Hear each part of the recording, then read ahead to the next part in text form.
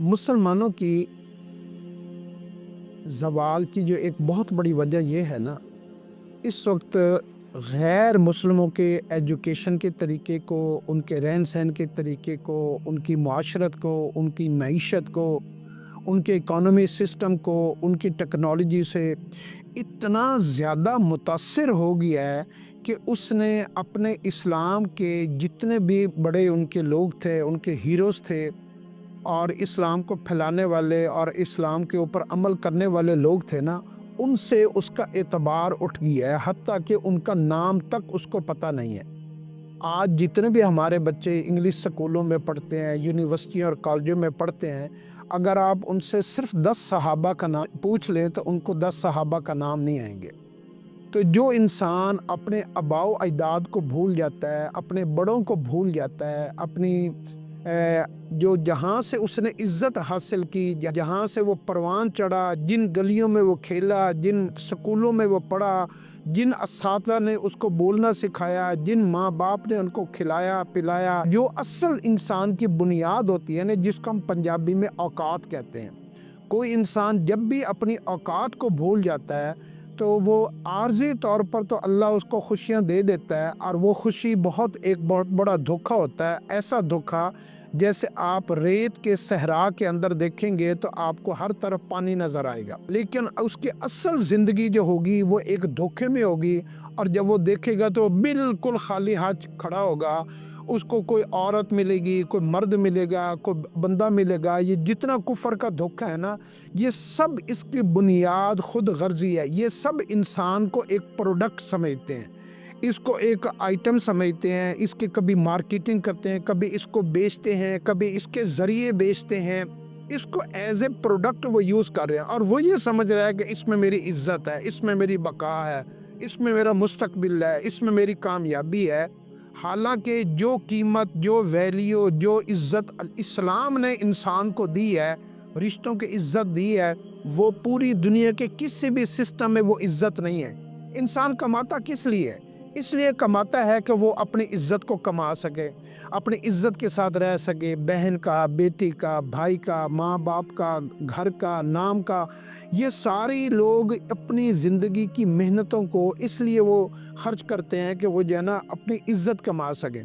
इसलिए रात दिन में वो मेहनत करते हैं। जो भूख प्यास बर्दाश्त करते हैं वो अपने ख़ानदान में इज़्ज़त बना सकें। इसलिए कोई दुबई में मेहनत कर रहा है, कोई यूरोप में मेहनत कर रहा है, कोई दुनिया में कहीं भी मेहनत कर रहा है। जो हमारी असल बका है ना, हमारी जो असल इब्तदा है, हमारी असल इज़्ज़त उधर है, हमारी असल इज़्ज़त इधर नहीं है।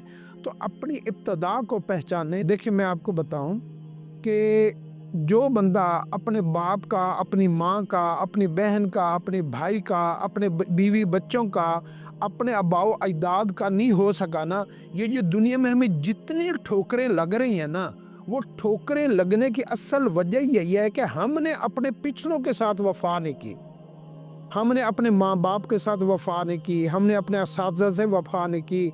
और सबसे बड़ी बेवफाई जो इस वक्त हमने की हुई है, वो की हुई है कि जिसने हमें पहचान दी, हम मुसलमान कहलाते हैं।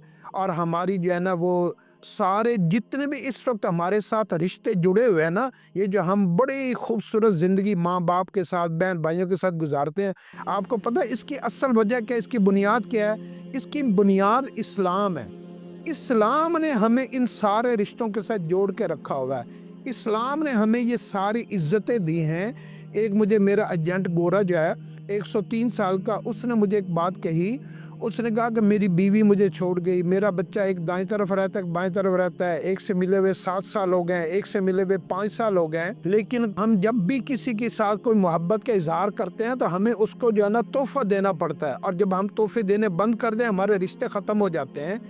तो उसने कहा कि आपके मुसलमानों के अंदर मुझे एक चीज़ बहुत ज़्यादा पसंद है। और फिर उसने ये इस बात के ऊपर ज़ोर देकर कहा, और ये चीज़ आपके अंदर इस्लाम की वजह से है, जो आप लोगों ने कभी आज तक महसूस ही नहीं की।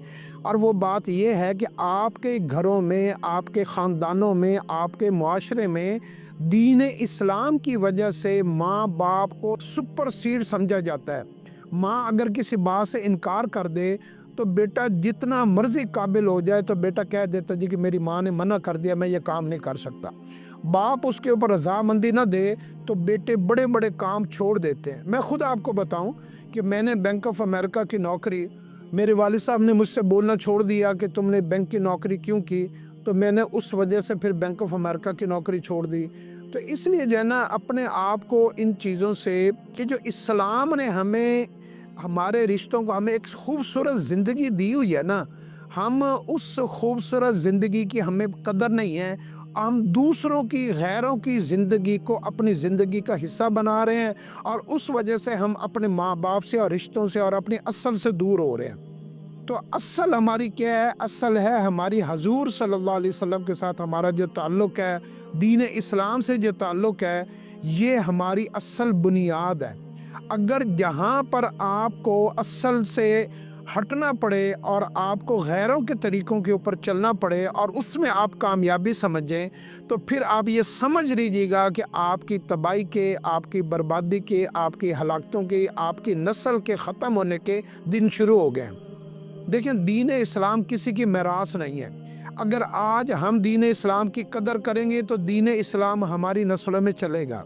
اگر ہم آج دین اسلام کی قدر کرنا چھوڑ دیں گے اور غیروں کے طریقوں کو اپنا لیں گے، پھر بہت جلد اللہ کیا کرے گا؟ اللہ غیروں کو، کافروں کو، غیر مسلموں کو دین اسلام کی توفیق دے دے گا، اور وہ دین اسلام میں داخل ہو جائیں گے، اور ہماری نسلیں جو ہے نا وہ دین اسلام سے نکل جائیں گے۔ اور آج آپ بیت اللہ چلے جائیں، حج یا عمرے کے اوپر آپ دیکھیں گے ایک بہت بڑا طبقہ حج عمرے کے اوپر آیا ہوتا ہے، غیر، وہ لوگ جو پہلے غیر مسلم تھے اور اب وہ مسلمان ہو گئے، اور ہمارے لوگ جو ہے نا یہ کوئی امریکہ میں، کوئی یورپ میں، کوئی کہیں، اور انہوں نے پتہ نہیں کیا کیا اپنی زندگیوں کو بگاڑ کے رکھ دیا ہے۔ تو اپنی اصل کو نہ چھوڑیں، اپنی اصل سے نہ ہٹیں، اس کو سنبھالیں، اس کے لیے کچھ تدابیر کریں۔ ایک چھوٹے سے گھر کا نظام خراب ہو جائے، موٹر خراب ہو جائے، کوئی بجلی کا نظام خراب ہو جائے تو ہمیں فکریں لگ جاتی ہیں۔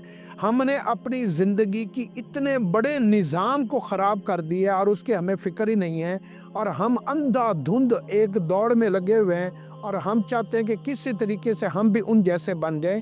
اس کے لیے اپنے آپ کو اوپر نا، اپنے آپ کو ریویو کریں، اپنے آپ کو انالیسز کریں، اور اپنے آپ کو اس سے جو ہے نا محفوظ کرنے کے لیے اپنے آپ کو کچھ روکیں، دعائیں کریں، اور اب اللہ سے مانگے کہ اللہ ہمیں یہ بہت بڑا فتنہ ہے جس فتنے میں ہم مبتلا ہو گئے ہیں، کہ اللہ ہمیں اس فتنے سے بچا لے۔